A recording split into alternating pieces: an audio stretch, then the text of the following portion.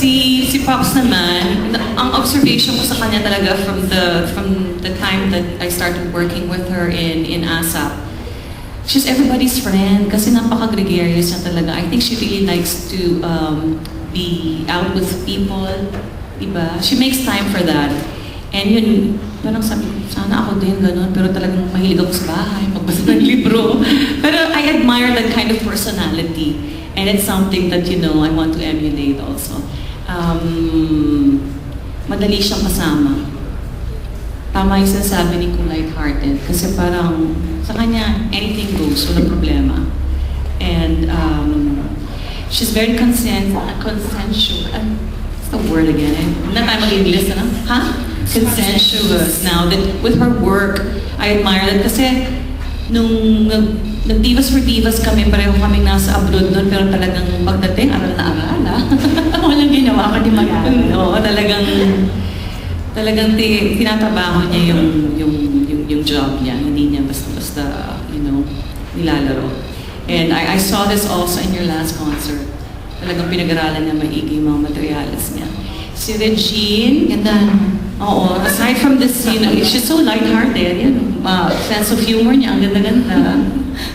And hindi niya... Mahihayin pa yan, ah. Oo, siya yung ito ng lagay na ito. Kumbaga, parang nasa iyo na lahat, eh, no? May awig ka pa ngayon. Yeah.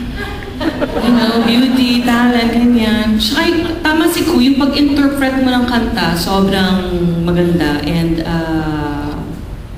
kumbaga, ina-idolize ka ng lahat ng kabataan, di ba? But there's only one Regine. Regine is Regine. Yeah. Loto na lang. Okay. Yun na lang ang kulang. Yun na lang ang kulang. My gosh, parang nasabi na lahat. Ako pa na huli. Hirap pala maging huli. On a personal side, I think, because alam naman natin na magagaling talaga yung mga kasama natin dito sa Divas for Divas, and everybody has their own significant particular talent that stands out. Pero parang nasabi na eh, si Ku nga, I guess because she's very patient, yeah? And she knows what she wants. Yun ang gusto ko sa kanya. Yung parang naisip niya, na-imagine niya, at gusto niya talagang matupad. Pinupursige niya talagang mangyari yon. Hindi lang niya ini-imagine. She really does something about it. And I don't think this project, or any project for that matter that she's done, would be possible kung hindi niya pinlano maigi at pinagtyagaan at pinagpaguran.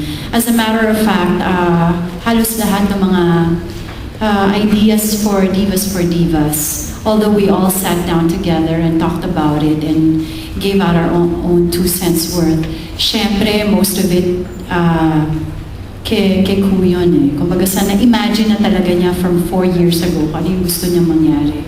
So gusto ko yun, yung hindi lang niya pinag-uusapan or sinasabi, pero ginagawa niyang posible. Usually kasi pag inisip natin, parang it just remains an idea, but with her, she makes the idea real, and that's what's good about her. Si Jaja naman, I've worked with her for a long time in ASAP, and we did a movie together. I love how she is so dedicated to her work. Nakita ko siya kasi as a singer. Of course, she's a great singer. She does sing from her heart. Pero as an actress also, nakita ko yung difference. Yung talagang she gets into her character. She's so serious and passionate about her work. Aside from the fact that she is, maski na hindi kami masyadong nagte-text, pero pag merong special day, nagugulat na lang ako, oh my gosh, I got a text from Jaja. And alam mo yan, Pinapadala niya akong roses. Hindi ka pinadala ko yung lahat. lahat. Sa akin madami, sa'yo rin ba? Oo. Pero di ba nakakataba ng puso na maski na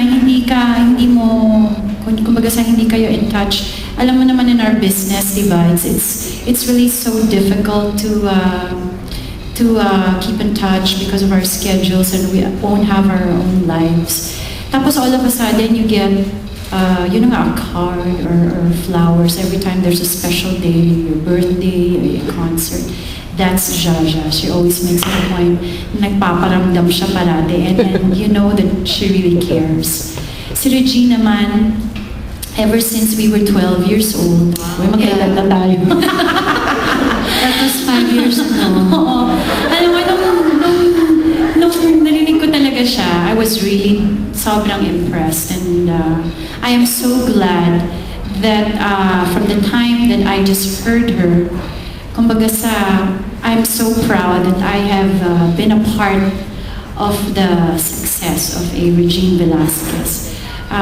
Kasi parang sa sobrang dami ko na rin na-meet in the business, na nakita na rin na kumbaga nag-grow. Regine is one of those that is so generous, and she's so kind-hearted na she deserves, I think, every success and every blessing that comes her way. Everybody here in this table, I think, works extra hard. Nothing comes easy. Alam nyo, itong 4 na babae kung nakikita nyo dito sa stage, hindi lang po all glamour and all music and all beauty, I gotta say that.